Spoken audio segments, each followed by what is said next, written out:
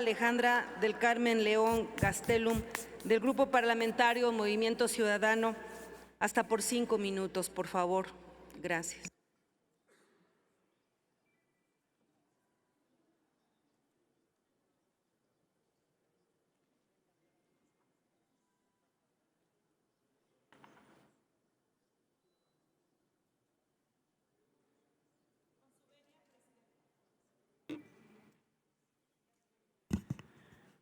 A nombre del Grupo Parlamentario de Movimiento Ciudadano,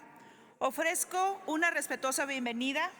a esta honorable Cámara a la maestra Rosario Piedra Ibarra, titular de la Comisión Nacional de los Derechos Humanos, así como a los servidores públicos que la acompañan. En nuestro grupo parlamentario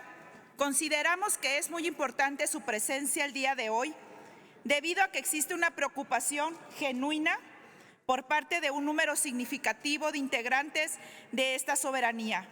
así como de organizaciones de la sociedad civil y expertos en la materia, en relación a la forma en que se ha conducido al frente de la Comisión Nacional de los Derechos Humanos durante lo que va de su gestión. Hace más de 30 años, el organismo que usted preside nació como una exigencia histórica por las decenas de violaciones a los derechos humanos en México. Y hace 20 años, este organismo fue descentralizado a fin de garantizar su autonomía frente al poder público para que pudiera cumplir cabalmente con su mandato constitucional de proteger los derechos humanos amparados por el orden jurídico mexicano contra los actos u omisiones de cualquier autoridad. En ese sentido,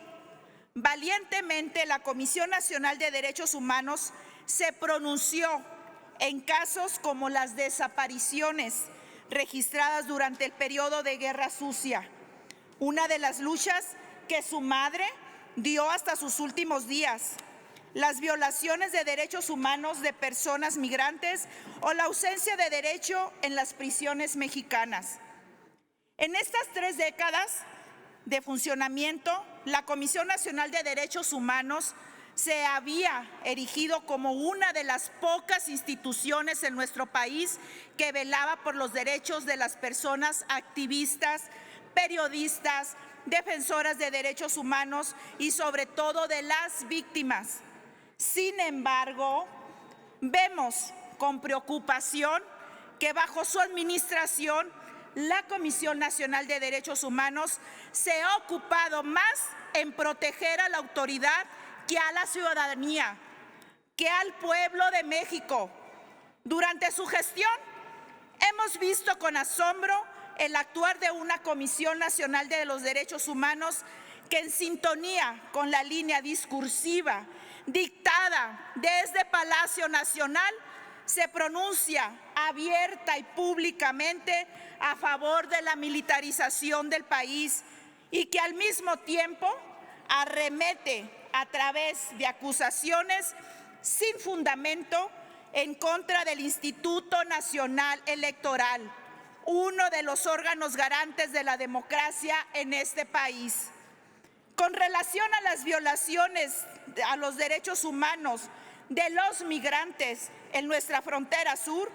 la crisis de violencia feminicida y de otros tipos de violencia contra las mujeres que atraviesa nuestro país, la violencia sufrida por periodistas y defensores de derechos humanos y el sufrimiento de padres y niños con cáncer afectados por el desabasto de medicamentos, hemos sido testigos de una Comisión Nacional de los Derechos Humanos omisa, tibia y distante con los ciudadanos y las víctimas, pero leal, comprometida y cercana con el gobierno. Por ello, de manera respetuosa, pero honesta y directa,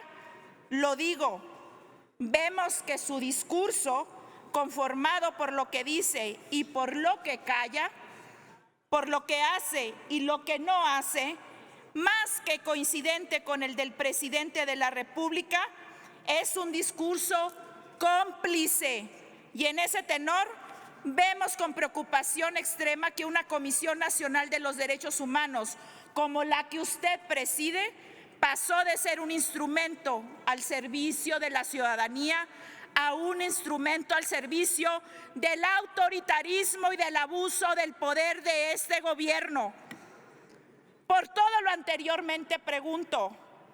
¿por qué frente al peligroso acecho de la militarización ha optado por el silencio y la complicidad con el Ejecutivo Federal